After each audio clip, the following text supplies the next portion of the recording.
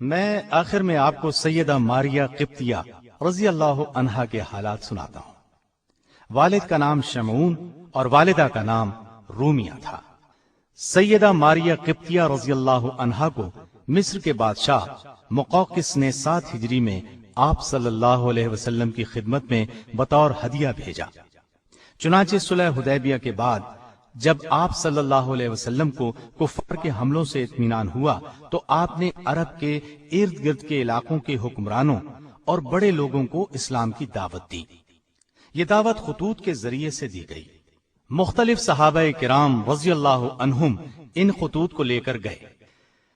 مصر کے بادشاہ مقوقس کے نام خط مشہور صحابی سیدنا حاطب بن ابی بلتا رضی اللہ عنہ کے ہاتھ بھیجا گیا۔ شاہ مقوقس حاطب رضی اللہ عنہ سے بہت عزت سے پیش آیا۔ آپ صلی اللہ علیہ وسلم کے خط کے جواب میں ایک خط لکھا۔ خط کے الفاظ یہ تھے: محمد بن عبداللہ کے نام مقوقس رئیس قبط کی طرف سے، السلام علیکم کے بعد واضح ہو کہ میں نے آپ کا خط پڑھا۔ جو کچھ اس کا مفہوم اور مضمون ہے میں نے سمجھ لیا۔ مجھے یہ تو معلوم تھا کہ ایک نبی آنے والے ہیں، لیکن یہ گمان تھا کہ وہ شام میں ظاہر ہوں گے۔ میں نے آپ کے سفیر کی بہت عزت کی ہے۔ 2 لڑکیاں بھیجتا ہوں۔ قبطیوں میں ان کی بہت تعظیم کی جاتی ہے، اور میں آپ کے لیے کپڑا اور سواری کا خچر بھیج رہا ہوں۔ والسلام۔ یہ دونوں لڑکیاں بہنیں تھیں، ماریہ قبطیہ اور دوسری ان کی بہن سیرین۔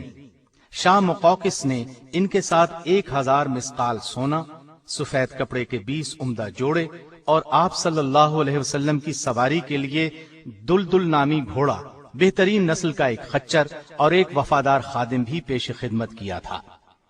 سیدہ ماریہ رضی اللہ عنہا نہایت حسین و جمیل اور سفید رنگ کی تھی۔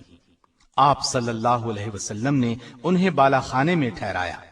یہیں بعد میں آپ کے بطن سے سیدنا ابراہیم پیدا ہوئے۔ یہ آپ صلی اللہ علیہ وسلم کی سب سے آخری اولاد بھی تھے۔ ان کی پیدائش ماہ ذی الحجہ 8 ہجری میں ہوئی۔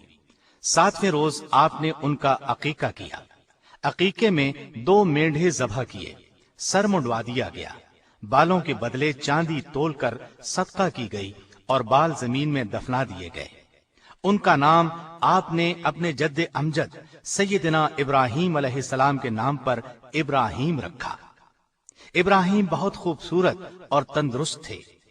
ابو رافع رضی اللہ عنہ نے ابراہیم کی پیدائش کی خبر سنائی تو رسول اللہ صلی اللہ علیہ وسلم بہت خوش ہوئے۔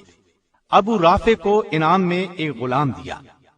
آپ صلی اللہ علیہ وسلم ابراہیم کو گود میں کھلاتے اور پیار کرتے۔ عرب کے قاعدے کے مطابق ابراہیم کو ایک دائیہ بنت منذر انصاری کے حوالے کیا گیا تاکہ وہ انہیں دودھ پلائیں۔ ابراہیم ابھی 17 یا 18 ماہ کے ہوئے تھے کہ ان کا انتقال ہو گیا۔ انہوں نے آپ صلی اللہ علیہ وسلم کے ہاتھوں میں جان دے دی۔ اس پر نبی کریم صلی اللہ علیہ وسلم کی آنکھوں میں آنسو جاری ہو گئے۔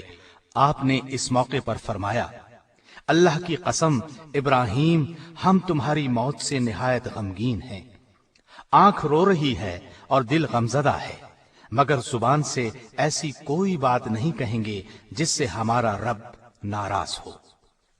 جس روز سیدنا ابراہیم رضی اللہ عنہ کا انتقال ہوا، اتفاق سے اسی روز سورج کو گرہن لگ گیا۔